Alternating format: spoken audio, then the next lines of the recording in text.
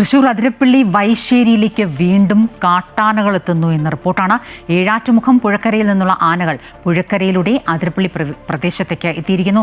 ആനയെ തുരത്താനുള്ള ദൗത്യം പുരോഗമിക്കുന്നതിനിടയിലാണ് വീണ്ടും കാട്ടാനക്കൂട്ടങ്ങൾ അതിരപ്പള്ളിയെ ആശങ്കയിലാക്കുന്നത്. ആനദൗത്യം പരാജയമെന്നും ആക്ഷേപമുണ്ട്.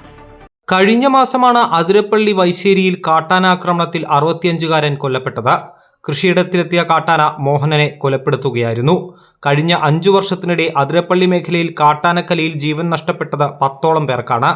ഈ സാഹചര്യത്തിലാണ് അടിയന്തര ദൗത്യത്തിന് 100 ഉദ്യോഗസ്ഥരെ അടക്കം വിന്യസിച്ചുകൊണ്ടുള്ള നടപടികൾ വനംവകുപ്പ് ആരംഭിച്ചത്. ഡെപ്യൂട്ടി ഫോറസ്റ്റ് കൺസർവേറ്ററുടെ നേതൃത്വത്തിൽ സംഘം തിരിഞ്ഞുകൊണ്ട് ആനകളെ തുരത്താനുള്ള സ്പെഷ്യൽ ഡ്രൈവാണ് ആരംഭിച്ചത്. എന്നാൽ ആഴ്ചകൾ പിന്നിട്ടിട്ടും ആനയെ പൂർണ്ണമായും തുരത്താൻ വനംവകുപ്പിന് സാധിച്ചില്ലെന്നാണ് ആക്ഷേപം. കഴിഞ്ഞ ദിവസവും ഏഴാറ്റുമുഖം പുഴക്കരയിൽ നിന്നുള്ള ആനകൾ പുഴക്കരയിലൂടെ അതിരപ്പള്ളി പ്രദേശത്തേക്കെത്തി.